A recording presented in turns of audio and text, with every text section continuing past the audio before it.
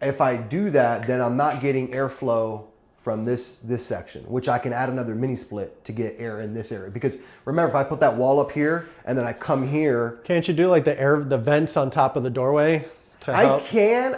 I'd have to ask my AC guy if that would be feasible to cool this area off, because in Florida, bro, it gets hot and I don't want mold. Yeah, 100%. Mold problems.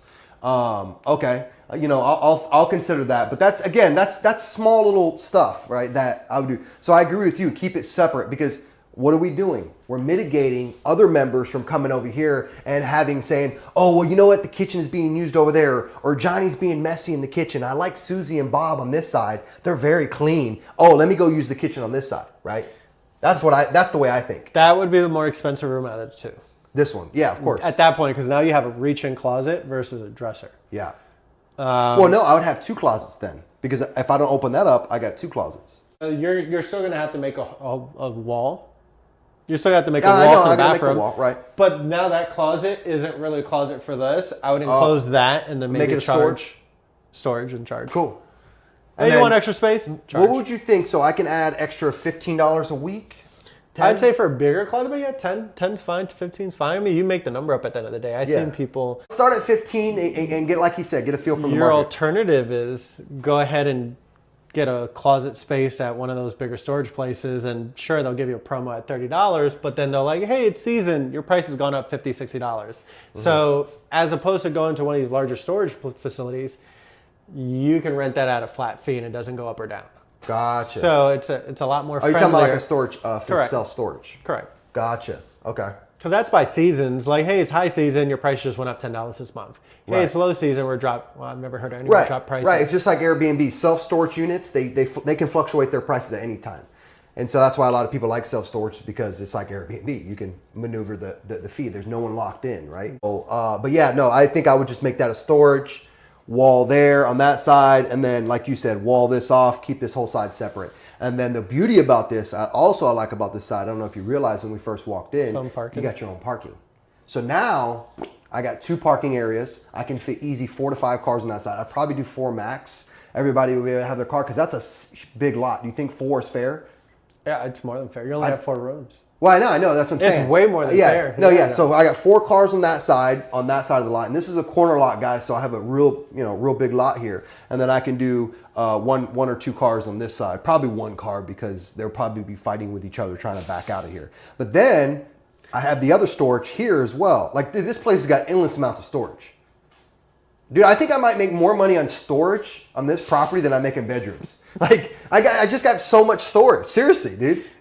Have you seen this much storage at one property? Not at one PadSplit, no. And I can't tell you to keep storage and everything. So I'd say, look at your other options on storage. Like, offer bike rentals, offer extra stuff. I like that, dude. Because we're in the area that might require that. Like, if it was further out, if we were in Chiliota, I probably wouldn't say, hey, give people bikes. But we're in an area where you could ride to Ivanhoe Village. Wow.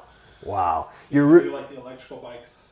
Yeah, if you offer that as an amenity, and you obviously have, I would put a camera in the storage area. You can't put, so FYI, you can't put cameras in the common areas or in bedrooms. But outside of the property, fantastic. Yeah. And if you have a big space like that storage unit you have, probably a camera facing that area. Right. It's just to see who's taking the scooter or not. Yeah. Especially if you have that type of side business, but offer that to us as a subscription. Figure out what they're charging in the city for the scooters and charge a little less. Yeah. I'll probably do bicycles just because it's a little bit less moving parts, like beach cruiser, something that doesn't have a bunch of gears, because I feel like scooters, you'd be replacing them or fixing them all the time. And I feel like a bike will yield you just as much money.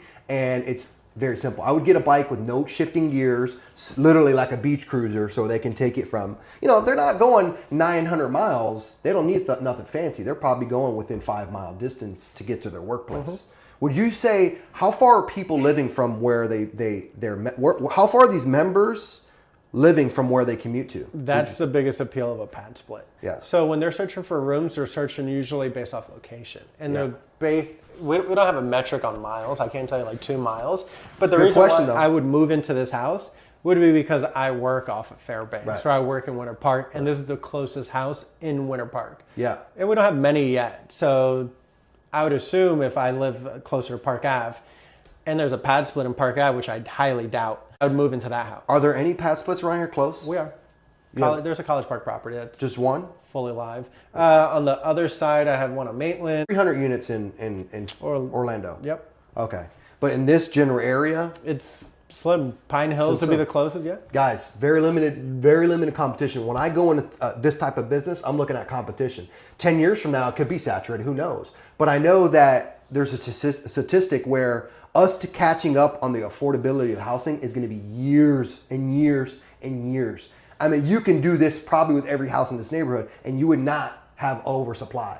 100%. Right, based on the demand that you're gonna have. Now, do you see, this leads to my next question, do you see that it's more like medical professionals that are like in like residences that are going into, you know, their careers, but they have a lot of student debt, or are you seeing more like somebody who's working 3 to 4 jobs? What are you seeing like the demographic of these people booking these places? We do have that. I say booking because I'm so STR minded person, but yeah, the members of PadSplit. So for PadSplit, no college students. No college students. Not at all. They have to have a full-time job.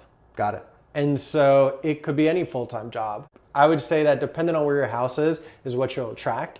And so if you're near a hospital, you'll attract more hospital. If you're near a school, it's actually the teachers or cleaning crew. Really? Or 100%. A lot of them can't afford to live in Chiliota. A lot of them can't afford to live in Alafaya, Avalon.